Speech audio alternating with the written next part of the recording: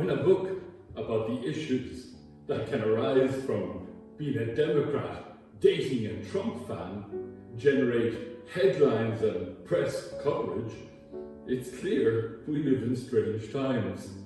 Celia Rabès is author of a book called Everything's Fine. It's the story of a young black Ivy League graduate named Jess, who is a dedicated Democrat, who falls in love with a work colleague, Josh, who is a card-carrying Republican.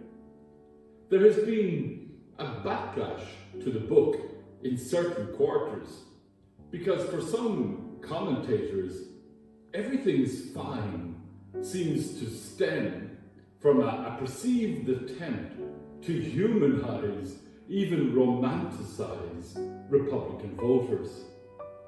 It is tempting to label the poisonous atmosphere between Republicans and Democrats as an unusual American phenomenon.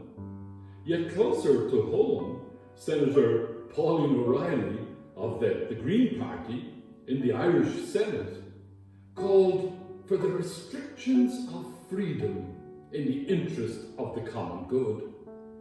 Senator O'Reilly argues that social media has exposed the dirty, filthy underbelly of hatred in Irish society, contributing to the debate on the government's new hate crime bill. She argues for the restriction of freedoms for the common good. Senator O'Reilly is convinced that hatred is rampant in Ireland and has been for a very long time. One reaction might be to think that O'Reilly's convictions are an overstatement. But then I learned during the week that there is a European Centre for the Study of Hate at the University of Limerick, who have completed detailed research confirming high levels of hatred in Ireland. The prophets of Israel, including Jeremiah, reproached leaders and people over and over again, most harshly for idolatry, but also on account of oppression, violence, hatred, and the spilling of blood. And for that reason, they were often themselves persecuted. Jeremiah was well aware of the vicious opposition to his pronouncements. We hear Jeremiah in the first reading state, "I hear so many disparaging me."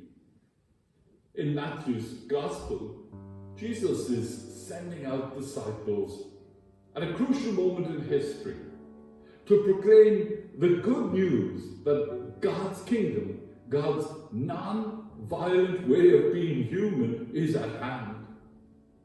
In the last fortnight in Ireland, a member of Parliament pointed out that in recent days we have again seen horrific acts of violence perpetrated with knives. Unfortunately, the possession of knives has become much more widespread in our society.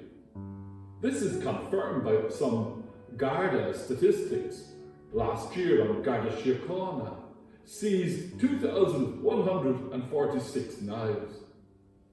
Senator Ronan Mullen is concerned that the hate speech elements of the government's proposed new bill need to be withdrawn and thoroughly redrafted, for fear ordinary citizens may be criminalised for hatred in a time in history when cancel culture prevails.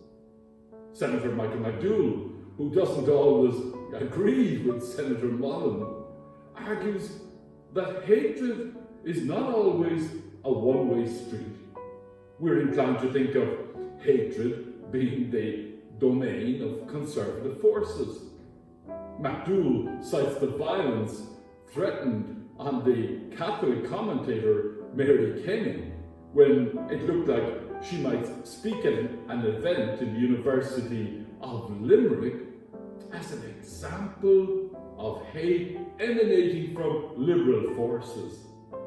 In a recent speech, he described the hate bill in its current form as a charter for freezing freedom of speech. Jesus in Matthew's Gospel cries out, "Do not fear those who kill the body, but cannot still kill the soul. Rather, fear him who can destroy both soul and body in hell." It is, in my view, a mistake to read this provocative comment from Jesus as a fear of God, as the one who can send our body and soul to hell. Rather, Jesus came to divest us of the image of a God as a perpetrator of sacred violence. In this statement, Jesus is talking about whatever or whoever seeks to destroy or diminish our humanity. Hell is sacred violence inflicted by humans on humans. It is the violence we carry out against one another in the name of our false gods. Silence is often compliance. Silence can be violence. We must speak up whenever human dignity is diminished. Voices cannot be silenced as we work to eliminate hatred, because to curtail freedom of speech is to further diminish rights.